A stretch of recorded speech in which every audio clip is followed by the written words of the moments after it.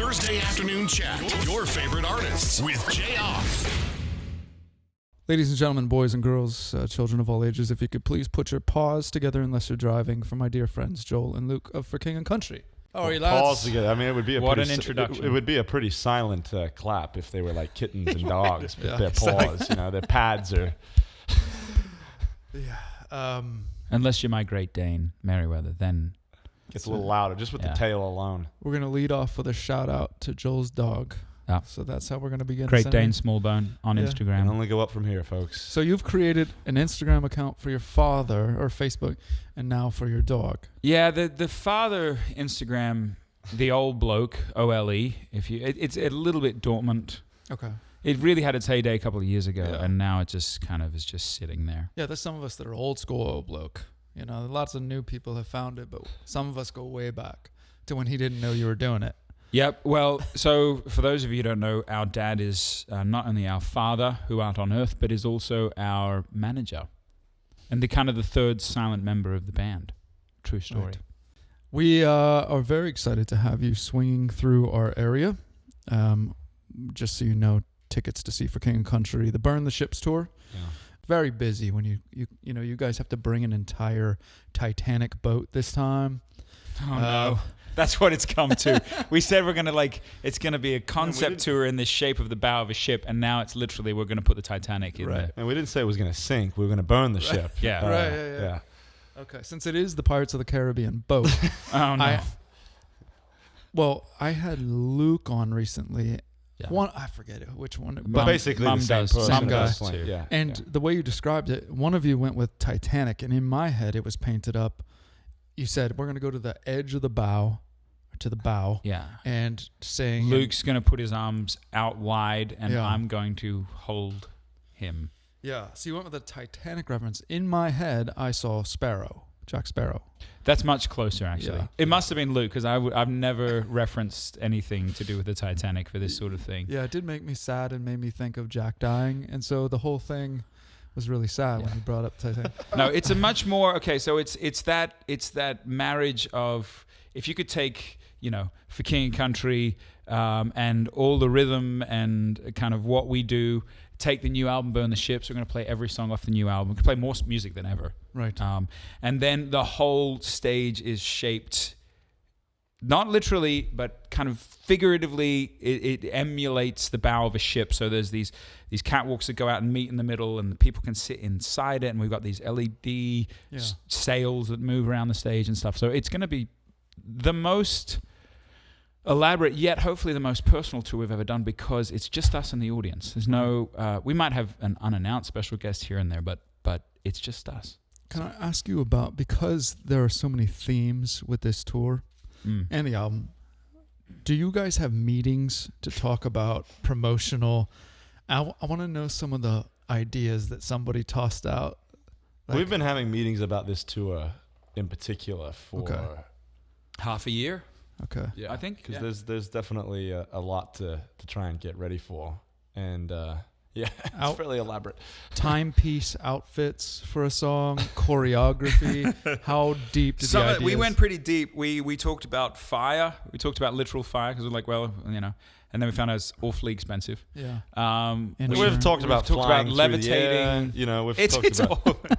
It's all been put on the table. Yeah. Tell me there's a sword fight at some point during the show. Well, if we did have one, at least you would know who would win, Jayar. Who would win, Jayar? Oh, gosh. If Luke and I had to burn the ship's sword fight. Luke's got a longer reach. Thank you. But Joel is more, I can see you getting mad and going for the jugular. That's good, Yeah, that's good. He's got an anger aggression. problem. What you're saying is he's got an anger problem. You and me. You're more even-keeled, Luke. Okay. I could see you with a long reach cutting him, and he gets upset, and it's over because he comes in close. And I'm sorry, I've thought about this already before today. I had an older brother. No kidding. You know the drill. Yeah. You know the drill. There are no sword fights, everyone. No. Yeah, no sword fights. There's no fire, no sword fights. Everybody's going to have a safe night of... That's right. A safe night of worship. That's right.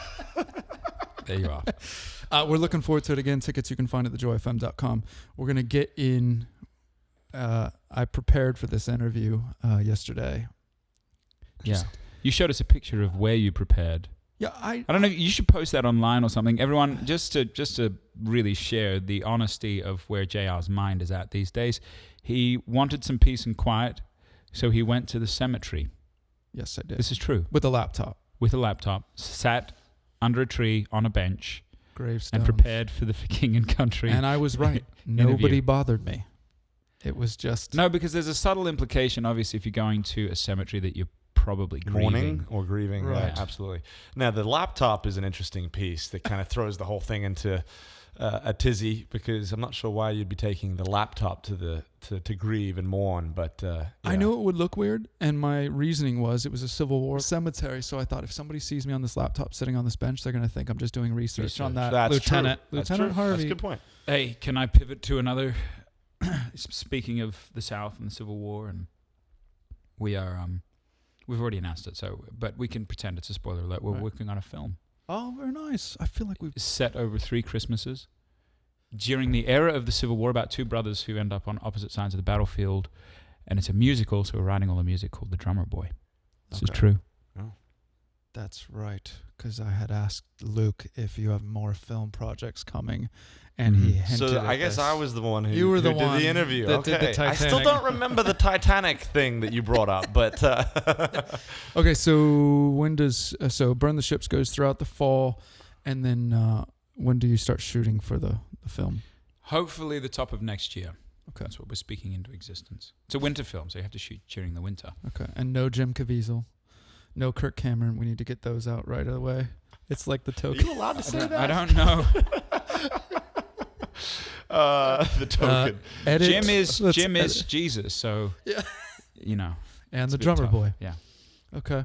Very nice. So if you shoot in Atlanta, I'm trying to get one more thing on my 16-year-old's IMDb page. So if you need a...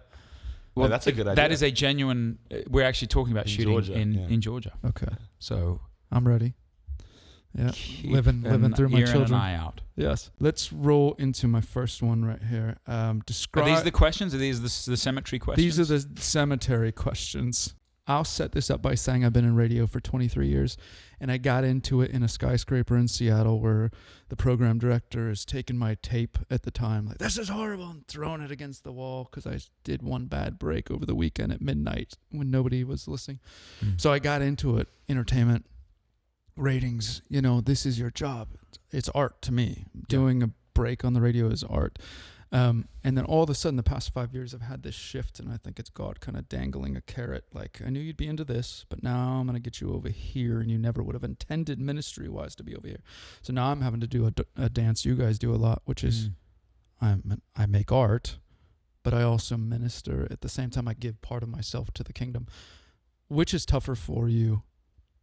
The thought of, I got to make great art, or I got to be available to further the kingdom. Mm-hmm. And that's a good question. Yeah.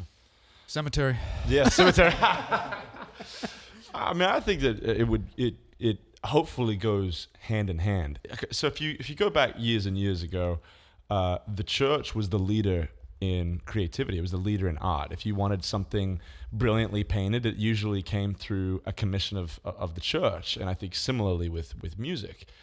And now that's no longer really the case. But in our opinion, I think that if our artistry is good, it points to Jesus. And so ultimately, our goal should be, if we're in touch with the creator of the world, our artistry should be the best.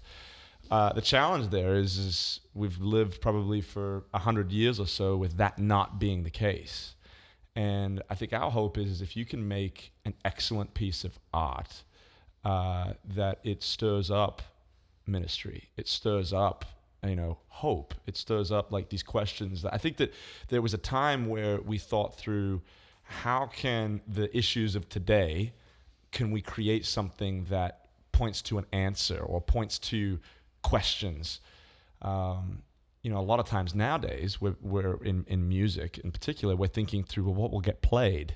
What will actually be successful? And which is sometimes, most of the time, the death too. And that's, I think that is the sad part is I think when you're thinking through ratings first, you actually lose the heart of something. Well, everybody's got a soul, and we need to be speaking to the soul. To me, it's which comes first. So you've got The chicken or the egg? the chicken or the egg. Yeah. Very okay. crass. All right. I was like, wow. I mean, I didn't know that was dangerous. You've got the creativity or the ratings, and I think people flip flop them, put the ratings first, and then the creativity second. And I think in a modern context, it's actually what we do with physical relations.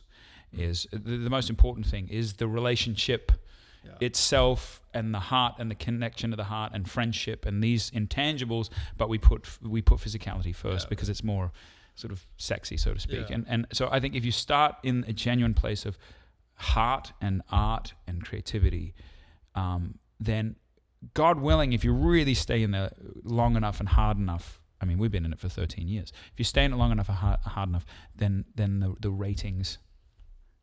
We've only been a truly successful band at radio this year. I feel like at 13 years in. So then hopefully the ratings follow along in suit. If you put the ratings first, though, I think you just chase your tail. Yeah, for sure. After your sister, Rebecca St. James, rocked the church with her insights on purity and dating and everything, that was followed by a book by Joshua Harris, I Kissed Dating Goodbye, who recently made news saying crisis of faith, I'm out, kind of a deal. And I've just not had a guest on the show yet talk about, because it was pretty big. Marty Sampson of Hillsong, I'm out. Joshua Harris, who in my mind followed your sister's kind of theme of purity, Joshua Harris out. And they both came back to back. And I will say this just before you speak on people dealing with when you encounter people who you were friends with that are believers that all of a sudden bow out like that. I will say this, those two people, Marty Sampson and Joshua Harris, I think have done more for the church than they ever did when they were writing. And because what they did to me is they made me go, well, what about me? Do I feel that? And it woke me up to no, I do believe I am all in, Yeah. I think it poses a great question. We've been thinking a lot about this lately, just in general as artists, as men, reasonably fresh American citizens, where we find ourselves socially, racially, spiritually in America. And one of the things I think we've recognized is we love we like sides. We like the lines. We like left and right, good and bad, good versus evil. I mean, it's laced through all of our movies, all of our art, the right and wrong. And I would venture to say that none of us actually have it fully figured out. None of us have our finger firmly planted on what is truth. That's the mystery. That's the beauty. That's the search of this whole thing. That's the question. And the moment we get to the place, I would say, on either side of the street where we say we've either figured it out and it's absolutely no question we're out, or we figured it out and we're all in. I mean, one of the things that Josh said in his comments was, I'm still searching, which I appreciated. Like the moment the search ends in life, relationally, spiritually, even inwardly, you kind of start dying. Yeah. And my charge on the heels of this, my charge to us as musicians, to men, husbands, fathers, whatever it might be, is do the search. It's in the mystery. It's in the question. You know how many times Jesus asked questions? When he kind of knew. God asked questions, You're in the Garden of Eden. And he says, where are you? Well, he knows where you are. But with all of these questions, I think, are provoking this idea of a curiosity and a mystery. And that's the great adventure. That's the great love story, not the ironclad. Got it all figured out. Check the box. Are you in? Are you out? Yeah. That those lines feel tribal. Yeah. To me. Yeah, definitely. By the year let's go 2050.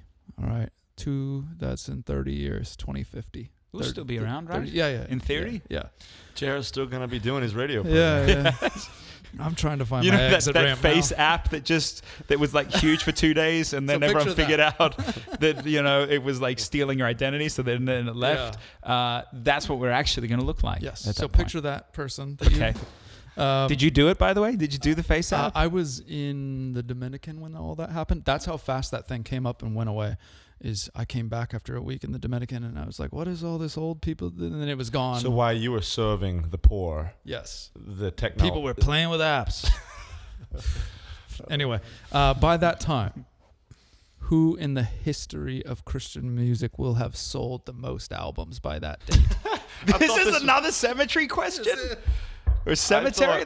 I thought that you were gonna ask is really deep. What's your legacy gonna be like? And all this other stuff, and then you come up with who sold the most units. Sales. Who will have sold the most albums in the faith-based format by 2050? No one's going to be talking about sales. No one's already talking about sales. Well, there's a sales equivalent. It's already changed to where they've figured out a new metric for streaming. How many space dollars will? Who will be the all-time legend by 2050? Is it somebody we don't know in that 30-year gap between now and then? Man, I think you're just going to always go back to the originals. You're always going to go back to the Keith Greens. Yeah. And DC Talk will have some good numbers by then. Finally. So. There's something about beginnings that everyone always appreciates. The other thing I think too is I think we're already seeing this shift of, you got Snoop Dogg putting out gospel records, and this shift of, I think we're actually having a little bit of a spiritual awakening where there's this larger conversation of people writing spiritual music, and I hope, I can't say with authority on this, but I hope in 2050 that spiritual and Christian music is kind of what Luke was talking about, where it will kind of come full circle, and that it will be something to aspire to, and it will be really spirit-led, and people will look at that. And if we can be a part of that conversation in any small way, I think we will have done our little job in our corner of the universe of propping up the next generation of the 2050s. I knew you guys were going to be in that conversation. It was just, I knew you weren't going to go mention yourself. Technically, based on the pie charts in our meetings, we came by on record of saying we will be long gone. We're not. I think we're not. I don't know. And we'll just be the guys that Jayar says, "Hey, you remember 30 years ago there was this band?" He'll probably say, "Remember 30 years ago when I was down in Florida." Except now your sister is going to be the one that comes together. She'll be like, speaking of full circle, she'll be like vinyl. She comes back around and she's on top of the charts. Oh, great. For King and Country, I know it's not just the two of you. It's a tribe. You got lots of brothers in the mix. Can you tell our audience about some of the rules that exist for King and Country as almost like employees? Say somebody comes along.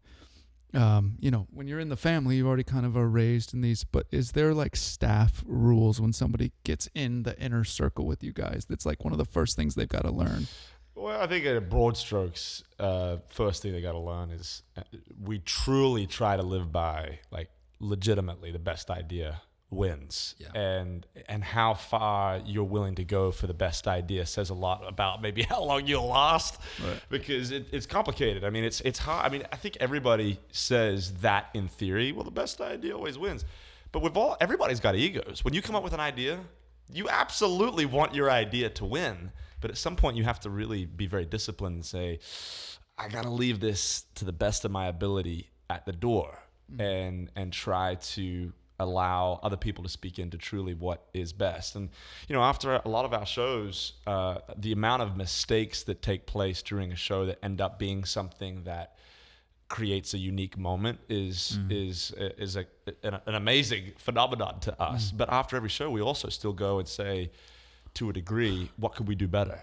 What could we improve on? And if you can live in the tension of that, then I think that we could work together for a long time. But if it's kind of about the quick, short-term, easy answer, it might not be the lengthiest of relationships. Yeah, right. Okay. When you were 5, holding a microphone in Australia in the living room doing a fake show to whoever would watch, who were you emulating at 5? Stryper.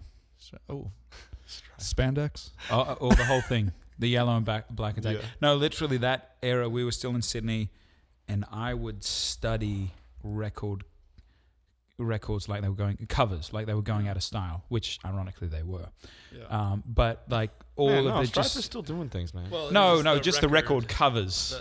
No, yeah, I know. not they, Stryper. no, they're They're still back in style. They're still doing those things. You got like those Stryper T-shirts, and now like you pay yeah. $60 for one of those original suckers. But Well, you been on eBay searching lately? like 5-year-old Joel, most of you won't remember this as listeners. Most of you probably don't know who Stryper is, but there was this yellow and black attack, and they were sitting. It was the most bizarre thing. They were all wearing spandex. They were sitting on top of an ambulance with like weaponry, I think, and it was this very intense cover. Beautiful flowing manes. I mean, it was, and they had manes, and they had their flowing manes. hair was- So it was a King thing of Country is beauty. basically that. Okay. in its core. Yeah. Okay. I have this. So I think I was probably 25 or 26, and my mother, as we were growing up, took like a journal entry of pinnacle moments of our life. And she would say For 7 kids. for 7 let's kids. So just it's an recognize amazing how feat, awesome and that is. and I have them. And for my birthday, she said, "Hey, David, why don't you pick an excerpt out of this book and share about Luke 20 years ago?" And somehow, and I don't even remember this. I don't remember saying this. I don't even really remember it being a dream of mine. But apparently, I said when I was 5 or 6, they said my dream would be if I could be a singer and a drummer when I'm older. And it is a true story, to the point where when they said it, I was like, I'd never heard it before. It was like this whole thing. So the fact that Joel's wanting to emulate at 5 Stryper, I think his dreams come true. Yeah. He Actually, I'm growing out the hair right now too. I've just got to sort of tease it a little I think there's bit. this temptation to think when 5-year-olds have or 6-year-olds have these dreams that they're ridiculous. And I mean, Joel's Yeah. a walking proof that We're you can be like Stryper. That is probably, the most, to be a bit more serious, I reckon those purest forms of your childhood ideas and are probably closest. You get into adulthood and there's so many other layers of like financial responsibility and peer pressure and all the rest of it. Those are probably actually your purest motives of what you want to do when you grow up. Yeah, I knew I was going to be Santa. And that here you didn't are. happen. Yeah. But Well, that could argue. I am a father, so I give gifts all day long. And they sit on my lap, and I'm growing out the belly. So the whole thing is coming true. Last one here before we do a little something special is, what is the hot trend right now on your guys' bus to kill time? Because it's long hours through the night, and things kind of come and go trends-wise. The truth is people, I think, feel like we're going to have a bunch of these like hobbies. We're actually in search of hobbies out on the road. Like I had this whole campaign that I was running, let's make the road fun again, because it got a little too serious for a second. Luke can be very serious on the road. So yeah, that's right. So we're if you've got some ideas for some hobbies that we should potentially, because we don't do video games. We'll watch SportsCenter at the end of the night just because everybody can appreciate it, an amazing feat. We did a lot of SportsCenter, a lot of top 10 SportsCenter, but we also did watch The Upside the other day with Kevin Hart and Bryan Cranston. Yeah, Breaking Bad guy. Yeah. But So basically TV. and food. The other thing that Luke Dried mangoes. Dried mangoes. Okay. Lord have mercy. Is there a group in the back lounge doing deep talk, and then front lounge is the Well, insane one? back lounge is the marital lounge. Yeah. Okay. So there's Anybody a that's double married, bed. anybody that's married gets the double they bed get in the back. They get the double bed in the back. So Okay. unspeakable. Yeah, they're Yeah. doing the deep talk. Hobbies. Yeah, indeed. Yeah, working things out. That's right. Yeah, good. Awesome. We've got one little thing we're going to do here. We brought in a piano to... Neither of us can play piano. Perfect. Because the theory is it's called Tickling the Ivories. 30 seconds to do whatever you want. Some play, some don't. Some of the guests that come we in. certainly don't. So whoever wants to take this one on behalf of For King and Country, it's 30 seconds to do whatever you like in front of the keys. It's going to be special. Let's walk over. You can do whatever you like with the piano for 30 seconds. All right. I have a feeling we're in for Twinkle Twinkle, perhaps ABCs. We're not even that I've far. got some sort of idea of what I could potentially do. I've got an idea as well. Yeah. All right, let's go get mic'd up by the piano here. All right, here we go. It's Tickling the Ivories with For King and Country. Off we are. Luke is in the guts. That's right. And we need to clarify, Joel and Luke from For King and Country do not play piano. Correct. No, Which is the beauty of this bit. we Whenever do you're not ready. play piano, but I can give you a little bit of a. Are we going here? A little bit of a backstory. So, confinement is a beautiful thing. So when you're not fluent in any instrument, you end up finding unique ways to emulate an instrument. So I'm going to take you all the way back, for those of you that have been with us for a long time, to our first album, a record called Crave. The title track on that record was a song that Luke predominantly wrote, and we recorded in Los Angeles in basically a keyboard shrine, which, mind you, we don't play any keyboard, so it was a bit nonsensical. But the producer, Matt Hales, or Aqualung, played a lot of piano. So what we ended up doing in the confinement of our creativity is we took like a milk frother and we put it on the strings of the piano while we were playing it. So it ended up sounding a bit like this.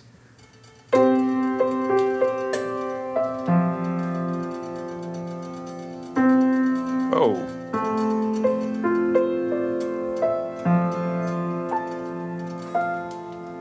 Not like that. It actually didn't sound anything like that. But you get the idea. But you get the idea. So what we did, if you listen to this, like, because a frother works so quickly, we would put it on the string, and it created, and then we would do different notes, because it's really hard to, so we'd do one note, and then we would record that, and then we'd do a different note, we would record that, and it created this, like, really Essentially doing strange. this really fast. So there you are. Lesson for today.